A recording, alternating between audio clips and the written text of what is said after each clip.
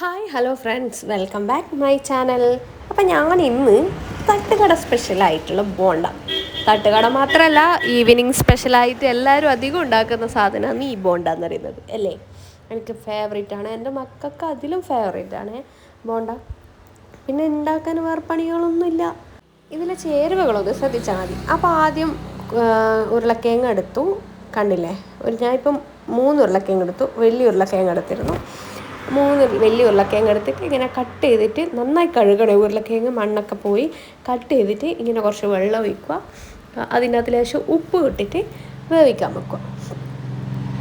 അപ്പോൾ വെന്തതിന് ശേഷം പിന്നെന്താ വേണ്ടത്, നന്നായി തണിഞ്ഞതിന് ശേഷം എന്ത് ചെയ്യുക, ഉരുളക്കിഴങ്ങിൻ്റെ തൊലി ഇതുപോലെ കളയാം. പിന്നെ നിങ്ങൾക്ക് വേണമെങ്കിൽ തൊലി കളഞ്ഞിട്ട് വേവിക്കാൻ വെക്കാം, അതൊരു ഇരട്ടി പണിയാണ് കേട്ടോ. ഇതാവുമ്പോൾ തണിഞ്ഞു കഴിഞ്ഞാൽ വേഗം ഇങ്ങനെ വലിച്ചെടുക്കാനേ ഉള്ളൂ. കാരണം ഇങ്ങനെ കളയാനുള്ള പണി ഒന്നുമില്ല, തൊടുമ്പം തന്നെ ഇങ്ങനെ വരും. അപ്പം ഞാൻ വർക്ക് ചെയ്യുന്ന ഒരാളാണ്, അപ്പോൾ ഉച്ചയ്ക്ക് ചോറുന്നാൽ വീട്ടിലേക്ക് വരുന്നതാണ്. അപ്പോൾ ആ സമയം ഞാനൊന്ന് ഇത് വേവിക്കാൻ വെച്ചിട്ട് വിസിലടിച്ച് കഴിഞ്ഞാലോ ഞാൻ ഓഫ് ചെയ്തു. ഞാൻ പറയാൻ വിട്ടുപോയി, ഇത് വേവിക്കാൻ വെച്ച് കഴിഞ്ഞാൽ കുക്കറിലാണ് വെക്കുന്നുണ്ടെങ്കിൽ ഒരു 2-3 വിസിൽ, 3 അടിച്ചാൽ അത്രയും നല്ലത്, നന്നായി വെന്ത് കിട്ടും. 3 വിസിലാണ് ഞാനിപ്പോൾ അടിച്ചത്. അത് ഓരോ കുക്കറിൻ്റെ ഇതുണ്ട് കേട്ടോ. ചില കുക്കറിൽ 2 മതിയായിരിക്കും, ചില കുക്കറിൽ 3 വേണ്ടി വരും. അപ്പോൾ അങ്ങനെ വേവിച്ച് വെച്ച് ഞാൻ ഈവനിങ് വന്നതിന് ശേഷമാണ് പിന്നെ ഞാൻ ഈ തൊലി കളയുന്നത്. കണ്ടോ, നന്നായിട്ട് ഇതിൻ്റെ തൊലിയെല്ലാം കളഞ്ഞു, എല്ലാത്തിനെയും കളഞ്ഞതിന് ശേഷം പിന്നെയുള്ളത് നമുക്ക് ഇതിങ്ങനെ ഉടച്ചെടുക്കണം. അപ്പോൾ തൊലി എല്ലാം മൊത്തം കളയുന്നത് ഞാൻ കാണിക്കുന്നില്ല. അപ്പോൾ ഇനി നമ്മളെ പണിയെന്ന് വെച്ചാൽ ഇത് നന്നായിട്ട് എന്ത് വേണം, ഉടക്കണം. അപ്പം നല്ലോണം ആരോടൊക്കെ ദേഷ്യം ഉണ്ടെങ്കിൽ അതെല്ലാം ആലോചിച്ച് നല്ലോണം ഉടച്ചെടുത്ത് കുത്തി ഉടച്ചോട്ടോ.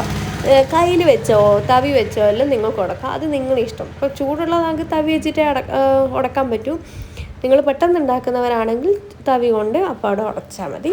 എല്ലാത്തിനും ഇതുപോലെ തണിഞ്ഞു കഴിഞ്ഞാൽ കൈ കൊണ്ട് സിമ്പിളായിട്ട് ഒരു കട്ട പോലും ഇല്ലാണ്ട് ഉടക്കാൻ പറ്റും. അല്ലെങ്കിൽ പിന്നെ ഇത് ഉടക്കുന്ന സാധനമുണ്ട്, അത് വാങ്ങിച്ച് പഞ്ച് പോലെ ചെയ്താൽ മതി. ഞാൻ അതൊന്നും ഇല്ലാത്തതുകൊണ്ട് കൈ തന്നെ യൂസ് ചെയ്യുന്നു. അപ്പോൾ നന്നായിട്ട് ഉടഞ്ഞ് നല്ല കട്ടകളൊന്നും ഇല്ലാണ്ട് കിട്ടിയാൽ അത്രയും നല്ലത് കേട്ടോ. അപ്പോൾ ഞാൻ പറഞ്ഞില്ലേ 3 വിസിലടിച്ചുകൊണ്ട് നന്നായി വെന്തിരുന്നു. അപ്പോൾ വെന്തുകൊണ്ടുള്ള ഗുണം കണ്ടോ, ഇതാണ്.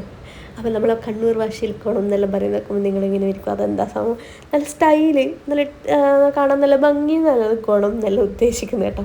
അപ്പം നിങ്ങളെ കണ്ണൂർ ഭാഷ ആദ്യമായിട്ട് കേൾക്കുന്നുണ്ട്, ഇതെല്ലാം കേട്ടിട്ട് വായും പൊളിച്ച് നോക്കിപ്പോകരുത് കേട്ടോ. അപ്പോൾ ഞാൻ അങ്ങനെ ഉൾഭാഷ കണ്ണൂരങ്ങനെ പറയില്ല, എന്നാലും ചില ഭാഷകളിൽ നമ്മളെ ഉൾഭാഷകൾ വരാറുണ്ട്. പക്ഷേങ്കിൽ കൊച്ചി ആ ഏരിയയിലുള്ളവർക്കൊന്നും നമ്മൾ ഈ ഭാഷ തിരിയില്ല കേട്ടോ, ഞാൻ പോയിട്ട് അനുഭവമില്ല. അപ്പോൾ ഇങ്ങനെ വർത്താനം പറഞ്ഞുകൊണ്ട് നമുക്കിതിങ്ങനെ ഉടച്ചെടുക്കാം കേട്ടോ. അപ്പോൾ എനിക്ക് വർത്താനം പറയാൻ ഒരാളെ കിട്ടിയ ഞാൻ പൊതുവേ വിടാത്ത ഒരാളാണ് കേട്ടോ, അതിൻ്റെയും കൂടെ പ്രശ്നമുണ്ട്. അപ്പോൾ ഉടച്ച് കഴിഞ്ഞ് ഇനി നമുക്ക് ഇതിൻ്റെ അകത്തേക്ക് വേണ്ടത് ഉള്ളി വേണം, പിന്നെ പച്ചമുളക് വേണം, പിന്നെ ഇഞ്ചി വേണം. ഇഞ്ചി ചേട്ടനെ ഞാനിപ്പം കാണിക്കാൻ വിട്ടുപോയി. ഇഞ്ചി നമുക്ക് കുറച്ച് അങ്ങോട്ട് എത്തിയാൽ മതി. കണ്ടോ, ഇഞ്ചി ഞാൻ എടുത്തു. അപ്പോൾ നമ്മൾ എന്ത് വേണം, ഉള്ളി മുറിക്കുന്നത് ഞാൻ വീഡിയോ കാണിച്ചിട്ടില്ല, അത് നിങ്ങൾക്ക് അറിയാലോ. ഉള്ളി പക്ഷേങ്കിൽ കുരുകുനാന്ന് മുറിയണം, മറ്റേ സവാള ഇരികി പോലെയല്ല. അതായത് ഉള്ളി നേർങ്ങനെ അല്ല, ഈ സ്ക്വയർ എന്നല്ല, കുഞ്ഞു കുഞ്ഞു സ്ക്വയറില്ല, നമ്മളിപ്പോൾ മുട്ട ഓംപ്ലേറ്റെല്ലാം അടിക്കാനാക്കുന്ന അതിനെക്കാട്ടിയും കുറച്ച് ഇതിൽ ഞാൻ കാണിച്ചു തരാം കേട്ടോ. അപ്പം ഞാനൊരു പാത്രം വെച്ച്, നിങ്ങൾക്ക് എന്ത് പാത്രം വേണമെങ്കിൽ വെക്കാം. ഞാൻ നോൺ സ്റ്റിക്കിൻ്റെ കിട്ടിയോണ്ട് നോൺ സ്റ്റിക്കിൻ്റെ വെച്ചാണ് കേട്ടോ. അപ്പോൾ നമ്മൾ ആദ്യമായിട്ട് കടുവറുത്തിടാനാവുന്നു. അപ്പോൾ അതിൽ വെള്ളം തെച്ച് വറ്റിയതിന് ശേഷം അതിൻ്റെ അകത്തേക്ക് ഓയിൽ ഒഴിക്കും. എന്ത് ഓയിൽ ഒഴിക്കണം, വെളിച്ചെണ്ണ ഒഴിക്കണം. വെളിച്ചെണ്ണ സൺഫ്ലവർ ഓയിൽ എന്ത് വേണമെങ്കിൽ ഒഴിക്കാം. അപ്പോൾ ഈ ഓയിലൊക്കെ ചൂടായതിന് ശേഷം നമ്മൾ എന്തിടണം, അതിൻ്റെ അകത്തേക്ക് കടുക് ഇടണം. കടുക് ഇട്ടിട്ട് പൊട്ടിക്കണം. നമ്മൾ കടുക് പൊട്ടിക്കുക എന്ന് പറയാം, നിങ്ങൾ എങ്ങനെയാണ് പറയാമെന്ന് അറിയില്ല കേട്ടോ. ചില സ്ഥലങ്ങളിൽ പറയും കടുക് താളിക്കുക എന്നിട്ടാണ് പറയുക, ചില സ്ഥലങ്ങളിൽ കടുക് പൊട്ടിക്കുക എന്ന് പറയും. നമ്മളിവിടെ കടുക് പൊട്ടിക്കുക എന്ന് പറയല്, താളിക്കലെന്നൊന്നും പറയുന്ന ശീലം നമുക്കില്ല കേട്ടോ. അപ്പോൾ കടുക് പൊട്ടുമ്പോൾ ഇങ്ങനെ അവിടെ ഇവിടെയും തെറിക്കുന്നതൊന്നും എനിക്കിഷ്ടമല്ല. അങ്ങനെയാകുമ്പോൾ എന്താ പറയണ്ടേ, സ്റ്റൗവിൻ്റെ സൈഡെല്ലാം വൃത്തികേടാവും, പിന്നെ അത് തുടക്കാൻ പാടാവും, എണ്ണേൻ്റെ ഇതുള്ളതുകൊണ്ട്. അതുകൊണ്ട് ഞാനതിന് അത്ര റിസ്ക്കൊന്നും എടുക്കില്ല, ഞാൻ അടച്ച് വെച്ചിട്ട് കടുക് പൊട്ടിക്കും. അപ്പം അതിനകത്തേക്ക് ഞാൻ കറിവേപ്പിലിട്ട്, ചിലവർ വേപ്പിൻ ചപ്പ് എന്ന് പറയും, നമ്മളിവിടെയെല്ലാം കറിവേപ്പിൻ ചപ്പ് എന്ന് പറയാം, കറിവേപ്പില. അപ്പോൾ അത് ഇട്ടിട്ട് ഒന്ന് ജസ്റ്റ് ഇളക്കുക. ഇളക്കിയതിന് ശേഷം വേഗം തന്നെ ഉള്ളി ഇങ്ങനെ ചെറുതാക്കിയിട്ട് വേണം അരിയാൻ കേട്ടോ. ഇങ്ങനെ ചെറുതാക്കിയിട്ട് 2 പച്ചമുളക് നിങ്ങൾക്ക് കുറച്ചും കൂടെ അധികം ഇടാം കേട്ടോ. എൻ്റെ വീട്ടിൽ മക്കൾക്കൊന്നും എരിവ് പറ്റില്ല, അതുകൊണ്ട് നമ്മൾ പച്ചമുളക് മാക്സിമം ഒഴിവാക്കലാണ് കേട്ടോ. മുളക് പൊടിയും ഒഴിവാക്കലാണ്. അപ്പോൾ ഒരു രുചിക്ക് വേണ്ടിയിട്ട് ഞാൻ ഇട്ടതേ ഉള്ളൂ. അപ്പോൾ അത് ഉള്ളി ഇങ്ങനെ എന്താ പറയുക സാധാരണ എരിഞ്ഞിട്ട് പിന്നെ ഒരു 2 കട്ട് സൈഡിൽ നിന്ന് 2-3 കട്ട് ചെയ്ത് കൊടുക്കുക. അപ്പോൾ ഇങ്ങനെ കുഞ്ഞു സ്ക്വയറായിട്ട് കിട്ടും. അങ്ങനെ വേണം അരിയാൻ കേട്ടോ. അപ്പോൾ അങ്ങനെ അരിഞ്ഞതിന് ശേഷം ഞാനിതെവിടെ പോയതല്ലേ, വേറെ എവിടെയും പോയതല്ല, ഉപ്പെടുക്കാൻ പോയതാണ്. അപ്പോൾ കുറച്ച് ഉപ്പ്, ഞാനിപ്പോൾ 1 ടീസ്പൂൺ ഉപ്പ് ഇടുന്നുണ്ട്. 1 2 നിങ്ങൾക്ക് ഇടാം. കാരണം ഉള്ളി വേഗം ഉടഞ്ഞ് കിട്ടുകയും ചെയ്യും, അതായത് വാടി കിട്ടുകയും ചെയ്യും, നമുക്ക് ഇതിലൊക്കെ ഉപ്പ് പിടിക്കുകയും ചെയ്യും. അപ്പം ഞാൻ 1.5 സ്പൂണോളം ഇടുന്നുണ്ട്. അപ്പോൾ അത് നോക്കിയിട്ട് ഇനി ബാക്കിയുള്ളതിന് ഇടും. കാരണം ആദ്യം തന്നെ ഇട്ട് കഴിഞ്ഞാൽ നമുക്ക് ആ പ്രശ്നം ഇല്ലല്ലോ. പക്ഷെ അധികമായി പോകരുത് കേട്ടോ. ആദ്യമായിട്ട് കുക്ക് ചെയ്യുന്നവർക്ക് ഏകദേശം ഒന്നും അറിയത്തില്ലല്ലോ. അപ്പോൾ അവർ ഒരു സ്പൂൺ ഇട്ടിട്ട് ബാക്കിയൊക്കെ മിക്സ് ചെയ്തതിന് ശേഷം നോക്കാം. പിന്നെ നമ്മൾ ആ ഇഞ്ചി ഇങ്ങനെ കുനുകുനാന്ന് അരിഞ്ഞിട്ട് ഒന്ന് കല്ലിലിട്ടിട്ട് കുത്തുക. നമ്മൾ അമ്മിക്കല്ലിലിട്ടിട്ട് ചതക്കുക. അതായത് ഇഞ്ചീൻ്റെ പേസ്റ്റ് എന്ന് പറയും ഓരോരുത്തർ. നമ്മുടെ നാട്ടിൽ ഇഞ്ചി ചതക്കുക എന്ന് പറയും, അമ്മിമ്മലിട്ട് കുത്തുക എന്ന് പറയും. അപ്പോൾ ഇഞ്ചി ചതച്ചത് അതിൻ്റെ അകത്ത് ഇടുക. എന്നിട്ട് ഇതിൻ്റെ അകത്ത് ഈശ്വര ഇതെല്ലാം കണ്ണൂർ ഭാഷ കയറി വരുന്നതാണ് കേട്ടോ. അപ്പോൾ നന്നായിട്ട് ഒന്നും കൂടെ അതും കൂട്ടിയിട്ട് മിക്സ് ചെയ്യാം. അപ്പോൾ ഞാനിപ്പോൾ ഏത് ഭാഷയിലാണ് സംസാരിക്കണമെന്ന് മൊത്തം കൺഫ്യൂഷൻ. ചില സമയത്ത് കുഴപ്പമില്ലാണ്ട് പറയുന്നു, ചില സമയത്ത് കൂതറയായിട്ട് പറയുന്ന പോലെ ആയിപ്പോലേ. സാരമില്ല കേട്ടോ, ക്ഷമിക്കട്ടോ. അപ്പോൾ അതൊന്ന് മിക്സ് ചെയ്തതിന് ശേഷം അന്ന് അടച്ച് വെക്കുക. നമുക്ക് ഉള്ളി ഒരുപാട് അങ്ങോട്ട് വേവൊന്നും വേണ്ട. ഉള്ളിയിലൊരു ആ റോസ് കളർ ഒന്നായി വന്നിട്ട് വേവുണ്ട്, അതായത് അപ്പോഴേക്ക് നമുക്ക് ഓഫാക്കാം. അപ്പോൾ ലേശം കളറിന് വേണ്ടിയിട്ട് ഞാൻ മഞ്ഞൾപ്പൊടി ഇടുന്നുണ്ട്, 1/2 ടീസ്പൂൺ. അപ്പോൾ അത് ഉള്ളി ഏകദേശം റോസ് കളറായില്ലേ. ഈ ലെവലിൽ ശരിക്കും നമുക്ക് വേണ്ടിക്ക് കുറച്ചും കൂടെ ഉള്ളീൻ്റെ ആ ചായ ഇഷ്ടമില്ലാത്തവർക്ക് കുറച്ചും കൂടെ യൂസ് ചെയ്യാം. അപ്പോൾ മനസ്സിലായില്ലേ? ഇപ്പോൾ ഇങ്ങനെ തന്നെ ഇളക്കിയിട്ട് ഒന്നും കൂടി അടച്ച് വെക്കുക. അപ്പോൾ ഇനി അതിനകത്തേക്ക് ഗരം മസാല ഇടണം. അപ്പോൾ ഗരം മസാല കുറച്ച് ഇട്ടിട്ട് അത് നിങ്ങൾ എന്താ പറയുക 1.5 ടീസ്പൂണ് ഇട്ടാൽ മതി. സാധാരണ കുക്ക് ചെയ്യുന്ന അറിയുന്ന ആൾക്കാരാണെങ്കിൽ അവരെ ടേസ്റ്റിന് ഇടും കേട്ടോ. ഞാനിതൊന്നും അറിയാത്ത ആൾക്കാർക്ക് വേണ്ടിയിട്ടാണ് ഈ ടീസ്പൂൺ കണക്കെല്ലാം പറയുന്നത്. എല്ലാം കൈ അളവാണ്. അങ്ങനെ സ്പൂണ് വെച്ച് കൃത്യമായിട്ട് അളഞ്ഞിട്ട് ഭക്ഷണം ഉണ്ടാക്കുന്ന രീതി എനിക്കറിയില്ല കേട്ടോ. ഞാനൊക്കെ ഉപ്പെല്ലാം കൈ കൊണ്ടിട്ടാലേ ഒരു തൃപ്തിയാവും. അപ്പോൾ അതിന് ശേഷം നമ്മുടെ താരമായ മല്ലിച്ചപ്പും കറിവേപ്പിലയും, മല്ലിച്ചപ്പ് മുറിച്ചിട്ടിടുക, കറിവേപ്പില ഇങ്ങനെ വലിച്ചിട്ടിടുക. അപ്പം നിങ്ങളങ്ങനെ ഇട്ടതിന് ശേഷം അതും ഒന്ന് അടിക്കണം. കണ്ടോ, ഞാനൊരു വൃത്തിക്ക് വേണ്ടിയിട്ട് കപ്പിലൊക്കെ ആക്കി വെച്ചിട്ടുണ്ട്, കോപ്പയിലൊക്കെ ആക്കി വെച്ചിട്ടുണ്ട് കേട്ടോ. അപ്പോൾ അതും അതിൻ്റെ അകത്ത് ഇട്ടിട്ട് ഒന്ന് ജസ്റ്റ് ഇളക്കിയിട്ടൊന്ന് അടച്ചു വെക്കുക. അതിൻ്റെ സ്മെല്ലൊന്നും എല്ലാത്തിനും പിടിക്കട്ടെ. എന്നിട്ടാണ് നമ്മളെ മെയിൻ താരമില്ലേ, നേരത്തെ ഉടച്ച് വെച്ച കഷിയില്ലേ, അയാളെ എടുക്കേണ്ട സമയമായി ഏകദേശം. അതിനുശേഷം നമ്മൾ നേരത്തെ മാറ്റി വെച്ചിരുന്ന നമ്മളെ മെയിൻ താരത്തിനെ എടുത്തിട്ട് ഇതിനകത്തേക്ക് കമഴ്ത്തേണ്ട സമയമായി കേട്ടോ.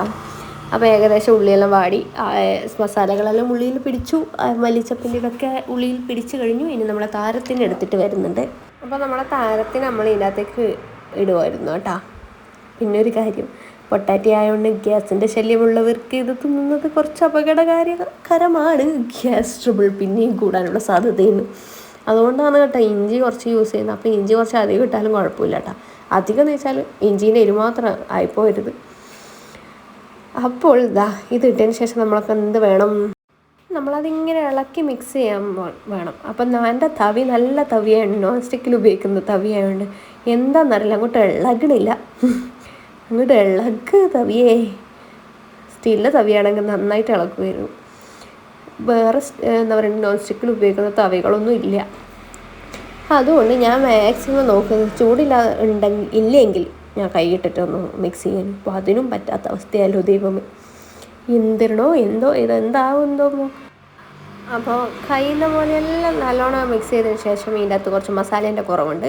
അപ്പം നേരത്തെ ഇട്ടത് ഗരം മസാലയാണെങ്കിൽ ഇപ്പം ഞാൻ ആടുന്നത് മീറ്റ് മസാലയാണ്. ഒരു ടേസ്റ്റ് കുറച്ച് വ്യത്യാസമായിരിക്കട്ടെ എന്ന് വെച്ചിട്ട് നമുക്ക് കുറച്ചും കൂടെ മസാലയുടെ ടേസ്റ്റെല്ലാം മാറുമ്പോൾ തിന്നാനൊരിതുണ്ടാവും. അപ്പം ഞാൻ കുറച്ച് മീറ്റ് മസാല അങ്ങോട്ട് ഇട്ട് 1.5 ടീസ്പൂണോളം മീറ്റ് മസാല ഞാൻ ഇട്ട് മേടിച്ച് വെച്ചോണ്ട് എവിടെയെങ്കിലായിട്ട് ഇടണ്ടേ, ഇതെല്ലാം തീർക്കണ്ടേ, അതുകൊണ്ടും കൂടിയാണ് കേട്ടോ. അങ്ങനെയൊന്നല്ല കേട്ടോ, നല്ല ടേസ്റ്റിന് വേണ്ടിയിട്ട് ഇട്ടിയാണ് കേട്ടോ. അപ്പോൾ എന്നിട്ട് നമ്മളൊന്ന് നന്നായിട്ട് മിക്സ് ചെയ്യാം. അങ്ങനെ മിക്സ് ചെയ്ത് ഒരു പരിധി കഴിഞ്ഞ് നമ്മൾ ക്ഷമയൊക്കെ കെടുന്നത് വരെ ഒന്ന് മിക്സ് ചെയ്ത് അങ്ങ് എടുക്കുക. പിന്നെ നമ്മൾ എന്ത് വേണം, ഇതിൻ്റെ അകത്ത് മിക്സ് ചെയ്യുന്നത് കൂട്ടിയാൽ പോരാ, ഇതിൻ്റെ അകത്ത് ഉപ്പുണ്ടോ എന്നൊന്നും കൂടെ നോക്കണം. ഉപ്പില്ലെങ്കിൽ എന്ത് വേണം, ഉപ്പിടണം. അപ്പോൾ ഞാൻ പോയിട്ട് ലേശം ഉപ്പ് എടുത്തിട്ട് വന്നു. ഉപ്പ് കുറച്ച് കുറവാണ്. ഞാനൊരു 1/2 ടീസ്പൂണോളം ഉപ്പിട്ടു. എന്നിട്ടും ആദ്യം പഴയ പണി തന്നെ തുടങ്ങി. ഇളക്കൽ ഇളക്കി ഞാനൊരു ഇളക്ക് മന്ത്രയാവുമല്ലോ. ഇളക്കി വരട്ടെ. അപ്പോൾ നമ്മൾ ഇളക്കി ഒരു പരിധിയായി. അപ്പോൾ നമ്മളിത് ഓഫ് ചെയ്തു. ഇനി നമ്മൾ ഇതിനേക്കുള്ള എന്താ പറയണ്ടേ, മൈദ ഇതാക്കുമെന്ന്, അതായത് ഇതിൻ്റെ കോട്ടിങ് ഉണ്ടാക്കണ്ടേ. അപ്പോൾ നമ്മൾ മൈദ ഒരു പാത്രത്തിലേക്ക് തട്ടുവന്ന്. അപ്പോൾ ഞാനൊരു 200 ഗ്രാം മൈദയാണ് എടുത്തത്. ഞാൻ 200 ഗ്രാം മൊത്തം എടുക്കുന്നുണ്ട് കേട്ടോ. അപ്പോൾ ഇത് മൊത്തം എടുത്തതിന് ശേഷം നമ്മൾ അതിൻ്റെ അകത്തേക്ക് ഉപ്പിടുക. പൊടി ഉപ്പിട്ടാൽ മതി. അല്ലെങ്കിൽ കല്ലുപ്പ് ഇടുന്നുണ്ടെങ്കിൽ വെള്ളത്തിൽ അലിച്ചതിന് ശേഷം ഇടുക. ഞാനിപ്പോൾ പൊടിയുപ്പ് എന്ന് പറയുന്നത് നമ്മൾ കല്ലുപ്പ് പൊടിച്ച് വെക്കുന്നതാണ് കേട്ടോ. പൊടിയുപ്പിലെല്ലാം മായങ്ങളെന്നെല്ലാം പറയുന്നുണ്ടല്ലോ. അപ്പോൾ കുറച്ച് വെള്ളം ഒഴിച്ചിട്ട് മിക്സ് ചെയ്ത് വെക്കുക. ഒരുപാട് വെള്ളം ഒരുമിച്ച് ഒഴിച്ചിട്ട് എന്താ പറയുക, ലൂസായി പോകാൻ അധികം. അപ്പോൾ കുറച്ച് ഒഴിക്കുക. തൊപ്പൻ ഒഴിക്കാണ്ട് വെക്കുക വെള്ളം. തൊപ്പൻ എന്ന് വെച്ചാൽ ഒരുപാട് ഒഴിക്കാണ്ട് നിൽക്കുക. അപ്പം മിക്സ് ചെയ്തുകൊണ്ട് നിൽക്കുക. അപ്പോൾ കുറച്ച് ഒഴിച്ച് നോക്കുക. അധികം ലൂസാവരുത്, അധികം കട്ടിയാവരുത് എന്ന് പറഞ്ഞൊരു സ്റ്റേജിലാണ് നിർത്തേണ്ടത്. അപ്പം ഞാൻ കാണിച്ചു തരാം കേട്ടോ. അപ്പോൾ ഇത് ഏകദേശം ഇതിലും കുറച്ചും കൂടെ ലൂസാക്കിയിട്ട് വേണം എടുക്കാൻ. ഈ ഒരു സ്റ്റേജ് നന്നായിട്ട് കുഴച്ചെടുത്താലും കട്ടി കിട്ടും കേട്ടോ. വെള്ളം ഒഴിക്കണ്ട. ഇത് കട്ടയിൽ ഉടയുമ്പോൾ കറക്റ്റ് ആയിക്കോളും. അപ്പം നന്നായിട്ട് ഇങ്ങനെ കുറച്ചൊന്ന് വെലിഞ്ഞ് വരുന്ന പോലെ ആയിരിക്കണം. അപ്പോൾ ഒന്ന് നന്നായിട്ട് കുഴച്ചെടുത്ത് ഉപ്പുണ്ടാകുന്ന നോക്കുക. അതിലിടക്ക് ഉപ്പില്ലെങ്കിൽ കുറച്ചും കൂടെ ഉപ്പിട്ടിട്ട് ഇതാക്കുക. കണ്ടോ, ഇങ്ങനെ കട്ടയൊന്നും ഇല്ലാണ്ട് നന്നായിട്ട് ഉടക്കണം. അതിന് ശേഷം ഒരു ചീനച്ചട്ടി അടുപ്പത്ത് വെച്ച് അതിലേക്ക് എന്ത് ഓയിൽ വേണമെങ്കിലും ഒഴിക്കാം. വെളിച്ചെണ്ണ, സൺഫ്ലവർ ഓയിൽ, പാം ഓയിൽ, എന്ത് വേണമെങ്കിലും ഒഴിക്കാം. ഞാനിപ്പോൾ പാം ഓയിലാണ് ഒഴിച്ചിട്ടുള്ളത്. എൻ്റെ കയ്യിലിപ്പോൾ അതേനുള്ളത്. അപ്പം ഞാൻ പിന്നെ അത് യൂസ് ചെയ്തു. അപ്പോൾ എണ്ണ നല്ലോണം തിളച്ച് വന്നു കഴിഞ്ഞാൽ പിന്നെ എന്താ പറയണ്ടത്, നമ്മൾ ഈ ഉണ്ടാക്കി വെച്ച മസാല ഉണ്ടല്ലോ, അതിങ്ങനെ ഉരുട്ടി റൗണ്ട് ആക്കിയിട്ട് ഇതിൻ്റെ അകത്ത് ഇട്ടിട്ട് ഒന്ന് റൗണ്ട് ചെയ്തിട്ട് ഒന്ന് എടുത്തിട്ട് അപ്പാട് എണ്ണയിലേക്ക് ഇടുക. കണ്ടോ, ഇങ്ങനെയാണ് ചെയ്യേണ്ടത്. പിന്നെ ഒന്ന് അടിഭാഗം ഒരു ഭാഗം ഏകദേശം ഒന്ന് ആയിക്കഴിഞ്ഞാൽ മറിച്ചിടുക. കാരണം മറിച്ചിടുമ്പോൾ അടിക്ക് പറ്റരുത്. അതായത് കുറച്ചൊന്ന് ആയിക്കഴിഞ്ഞാൽ ഇങ്ങനെ അടിമറിച്ചിടാൻ പറ്റും. അല്ലെങ്കിൽ അത് അവിടെ പറ്റിപ്പിടിച്ചു പോകും. ഇതിനകത്ത് വേറെ ഒന്നും ചേർക്കൊന്നും വേണ്ട കേട്ടോ. ആപ്പക്കാരൊക്കെ ചേർത്താൽ നല്ലോണം പൊന്തുമെങ്കിലും അല്ലാണ്ട് എണ്ണ പിടിക്കും. അപ്പം നമ്മൾ ഈ കൊളസ്ട്രോളുള്ള ആൾക്കാർക്കെല്ലാം അധികം എണ്ണ യൂസ് ചെയ്യുന്നത് ശരിയില്ല. അപ്പോൾ എൻ്റെ വീട്ടിൽ കൊളസ്ട്രോൾ പേഷ്യൻസ് എല്ലാം ഉണ്ട്. അപ്പോൾ ഞാൻ അധികം എണ്ണ ഇതാകില്ല. അപ്പോൾ ഇത് ഞാൻ ഉണ്ടാക്കി കഴിഞ്ഞാലും ഈ എണ്ണയിൽ നിന്ന് കുറവൊന്നും വരില്ല കേട്ടോ. ഞാൻ കുറേ ഉണ്ടാക്കുന്നുണ്ട്. അപ്പോൾ പക്ഷേങ്കിൽ അധികം എന്താ പറയുക, എണ്ണയൊന്നും പിടിച്ചില്ല. കണ്ടോ, ഒരു ഭാഗം ആയിക്കഴിഞ്ഞാൽ മാത്രം മറിച്ചിടുക. അല്ലെങ്കിൽ പിന്നെ അടിക്ക് പറ്റി പിടിക്കും. അതിനിടക്ക് മറിച്ചിട്ടാൽ പിന്നെ ഉള്ളിലൊക്കെ കൂട്ടൊക്കെ പുറത്ത് വരും. അങ്ങനെയൊക്കെ കുറച്ച് പ്രശ്നങ്ങൾ ഉണ്ടാവും. അപ്പോൾ ഇങ്ങനെയാവും. കണ്ടോ, അതിൻ്റെ ചെറിയൊരു യെലോയിഷ് കളറാകുമ്പോൾ നമ്മൾ അത് കോരി വെക്കുക, ഒന്ന് എണ്ണ വാർത്തിട്ട് കേട്ടോ. അപ്പോൾ ഞാൻ ഇതിൻ്റെ ഇടയ്ക്ക് ഒന്ന് കോരി വെച്ച് അപ്പോൾ ഒന്നും കൂടെ അതിൻ്റെ സൈഡിലിടുന്നുണ്ട്. അപ്പോൾ വേഗം പണി നിർത്തിയിട്ടില്ലെങ്കിൽ രാത്രി ആകുന്നവർ ഇതിവിടെ ചെയ്തുകൊണ്ടിരിക്കേണ്ടി വരും. ഈവനിങ് സ്നാക്സ് പിന്നെ രാത്രി 10 മണിക്ക് കഴിക്കേണ്ടി വരും. അപ്പോൾ ഞാനൊന്ന് ഒപ്പരം ഇടുന്നുണ്ട്. നിങ്ങൾ കുറച്ച് വലിയ പാത്രമാണെങ്കിൽ നിങ്ങൾക്ക് 1, 2, 3 ഒക്കെ ഇടാം. എൻ്റെ പാത്രത്തിൽ ഇപ്പോൾ 2 കൊള്ളാനുണ്ട്. 3 കൊള്ളിക്കുക, ഒരു കുഞ്ഞാണെങ്കിൽ കൊള്ളിക്കുക. അപ്പോൾ പിന്നെ ഞാൻ റിസ്ക് എടുത്തില്ല, 2 ഒപ്പിച്ചു. അപ്പോൾ അത് മറിച്ചിട്ടു. അത് സമയമാകുമ്പോൾ ഒന്ന് കോരി വെക്കും. കണ്ടോ, ഏകദേശം ആയിക്കഴിഞ്ഞു, ഒന്ന് കോരി വെക്കാം. പിന്നെ നമ്മൾ എന്താ പറയേണ്ടത്, വേറെ അധികം ഐറ്റംസ് ഒന്നും ചേർത്തില്ല. പക്ഷേ ടേസ്റ്റ് അടിപൊളിയായിരിക്കും. നിങ്ങൾ തട്ടുകടയിൽ നിന്ന് വാങ്ങിക്കുന്നത് എന്നാണോ അതേ ടേസ്റ്റിൽ തന്നെയായിരിക്കും കേട്ടോ, ഞാൻ ഗ്യാരണ്ടി പറയുന്നു. അപ്പോൾ ഞാൻ ഇതായിക്കഴിഞ്ഞാൽ ഇതും കോരി വെച്ച് അങ്ങനെ ബാക്കിയുള്ള ഫുൾ ഐറ്റംസും ഉണ്ടാക്കി. അപ്പം ഞാൻ ഇത്രയേ ഉള്ളൂ വീഡിയോ. കുഞ്ഞു വീഡിയോ എന്നല്ല, കുറച്ച് ലെങ്തി വീഡിയോ തന്നെയാണ്. അപ്പോൾ നിങ്ങൾക്ക് പലഹാരം ഉണ്ടാക്കുന്നത് ഇഷ്ടപ്പെട്ടിട്ടുണ്ടെങ്കിൽ അല്ലെങ്കിൽ എൻ്റെ രീതികൾ ഇഷ്ടപ്പെട്ടിട്ടുണ്ടെങ്കിൽ ഒക്കെ കമൻറ്റ് ചെയ്യണം കേട്ടോ. പിന്നെ ഉണ്ടാക്കി നോക്കിയിട്ടുണ്ടെങ്കിലും എങ്ങനെയുണ്ടെന്നുള്ളത് കമൻറ്റ് ചെയ്യണം കേട്ടോ. അപ്പോൾ പാചകം അറിയാൻ ആഗ്രഹമുള്ളവർക്കെല്ലാം ഈ വീഡിയോ ഒന്ന് അയച്ചു കൊടുക്കും കൂടെ ചെയ്യില്ലേ. അപ്പോൾ വീണ്ടും ഒരു നല്ല വീഡിയോ ആയിട്ട് കാണുന്നത് വരെ ബൈ, ടാറ്റാ, സീ യു.